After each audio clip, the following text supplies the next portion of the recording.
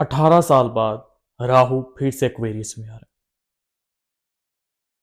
जब भी राहु किसी भी साइन में ट्रांजिट करता है तो वहां पर 18 महीने रहता है, यानी 1.5 साल से भी ज्यादा। एक्वेरियस राहु आपके पहले हाउस में ट्रांजिट करने जा रहा है, मतलब आपके असेंडेंट में ट्रांजिट करने जा रहा है। राहु जब भी असेंडेंट में ट्रांजिट करे तो वो अपना इंपैक्ट जरूर छोड़ता है, और आज हम इस वीडियो में यही डिस्कस करेंगे। हम इस वीडियो में 3 तरह के एक्वेरियस को डिस्कस करेंगे। एक जो बाय सन साइन एक्वेरियंस है, नंबर 1 जो बाय सन साइन एक्वेरियस है, नंबर 2 जो बाय मून साइन एक्वेरियस है, और नंबर 3 जो बाय असेंडेंट एक्वेरियस है। वैसे तो सन और मून भी आपके असेंडेंट ही होते हैं एक्वेरियस। तो सबसे पहले हम डिस्कस करते हैं कि जो सन साइन एक्वेरियंस है उसके लिए राहु का ट्रांजिट जो कि 19 अगस्त 2026 से 2028 तक होगा, आपके फर्स्ट हाउस में असेंडेंट में, सन असेंडेंट में, वो आपको कैसे रिजल्ट जनरेट करेगा। एक्वेरियंस जब भी राहु ट्रांजिट करे या कोई भी प्लेनेट ट्रांजिट करे और आपके सन के साथ कंजंक्ट करे तो फिर राहु बर्थ चार्ट में घुसने की कोशिश करता है। जो एक्वेरियंस जो बाय सन साइन एक्वेरियंस है वहां पे सन उनका बाय बर्थ ही मौजूद है, और जब राहु आके उसके साथ कंजंक्ट करेगा तो एक तरह के मिस बैलेंस कर देगा, एनर्जी इम्बैलेंस हो जाएगी एक्वेरियंस आपके लिए।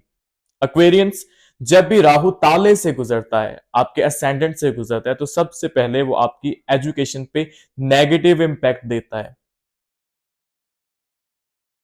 राहु का चाहे वो मून से असेंडेंट, चाहे मून असेंडेंट में है, सन असेंडेंट में है, या फिर असेंडेंट में है, वो आपकी एजुकेशन को नेगेटिव इंपैक्ट देता है एक्वेरियंस। और अगर आप अपनी एजुकेशन को रोकना चाहते हैं या चेंज करना चाहते हैं तो मेरी यही एडवाइस होगी कि आप जो भी एजुकेशन कर रहे हैं, जो भी स्टडी कर रहे हैं, आप उसे कंप्लीट कीजिए।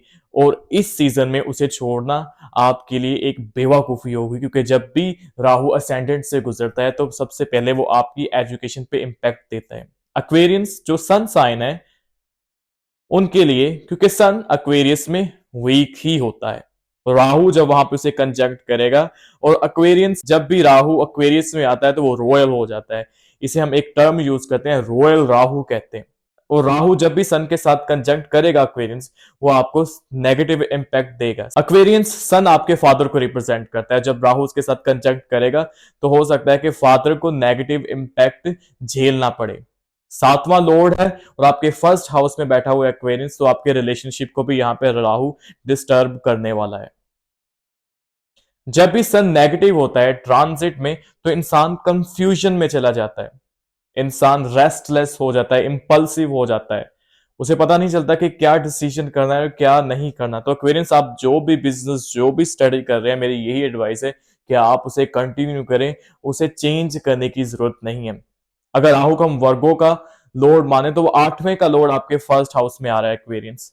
तो यहां पे राहु आपको स्मॉल इंटेस्टाइन की प्रॉब्लम दे सकता है एक्वेरियंस। राहु जब भी फर्स्ट हाउस में होता है तो वो नर्वस सिस्टम को भी अफेक्ट करता है, तो आपको लगेगा कि आपके ऊपर काले जादू का इंपैक्ट है, जो कि नहीं होगा, और वो जो कि राहु के अगले ट्रांजिट तक आपके ऊपर रहने वाला है एक्वेरियंस।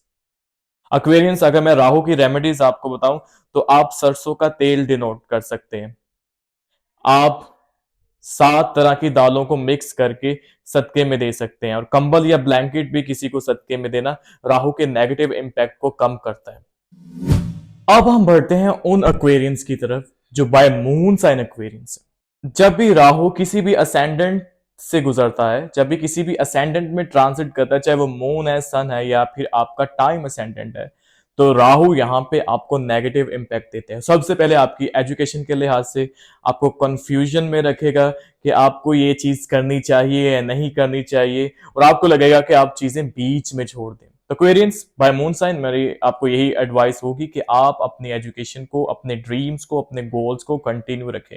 राहु जब भी असेंडेंट में आता है तो एक मैजिकल इंपैक्ट होता है, लोगों को लगता है कि उनके ऊपर काला जादू हो गया, और जब मून के साथ कंजंक्ट करेगा तो हो सकता है कि आपको sleep paralysis, horror dreams, sleep paralysis, hallucination, इस तरह की चीजों को भी दिखाएगा। और यहाँ पे आपको अपने आप को कंट्रोल करने की जरूरत है, क्योंकि एक्वेरियंस बाय मून साइन यहाँ पे आपके मून को वो यहाँ पे, क्योंकि एक्वेरियंस जब राहु आपके मून को यहाँ पे इंपैक्ट देगा तो आपको ओवर इमोशनल कर देगा।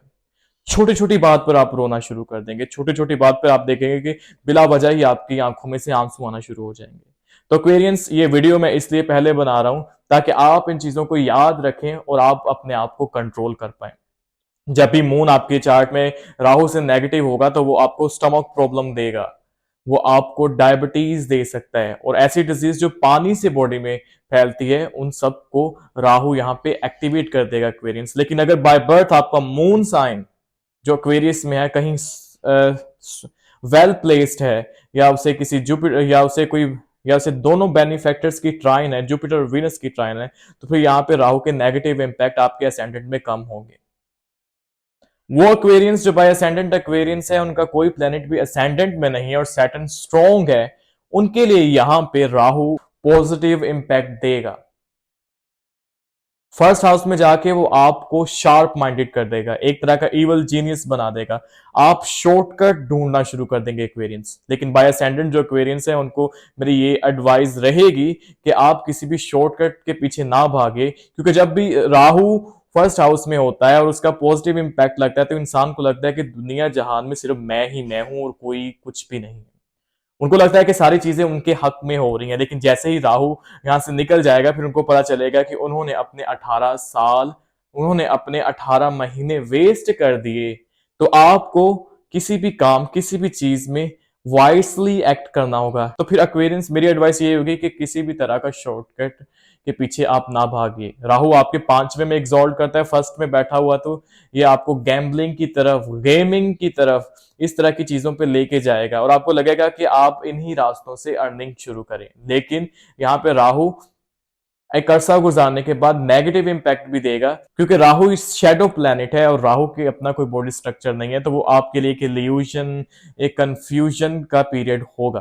तो एक्वेरियंस, मेरी आपको यही एडवाइस है कि जो काम आप कर रहे हैं, जो बिजनेस आप कर रहे हैं, जो स्टडी आप कर रहे हैं Aquarians by sun, moon and ascendant, उसे आप कंटिन्यू करें और किसी तरह के चेंजेस ड्यूरिंग राहु आपके फर्स्ट हाउस में जब तक ट्रांजिट कर रहा है लाने की जरूरत नहीं है। अगर आपको ये वीडियो हमारी बहुत अच्छी लगी तो आप हमें लाइक कीजिए, कमेंट सेक्शन में जरूर बताइए, अपने कोई भी क्वेश्चन, क्यूरीज आप हमसे कमेंट सेक्शन में पूछ सकते हैं, और जाते हुए हमारे चैनल को सब्सक्राइब जरूर कीजिए, क्योंकि हम इसी तरह की टाइमली एस्ट्रोलॉजिकल वीडियो आपके लिए लाते ही रहेंगे। तो अभी के लिए मिलते हैं हम अपनी नेक्स्ट वीडियो में।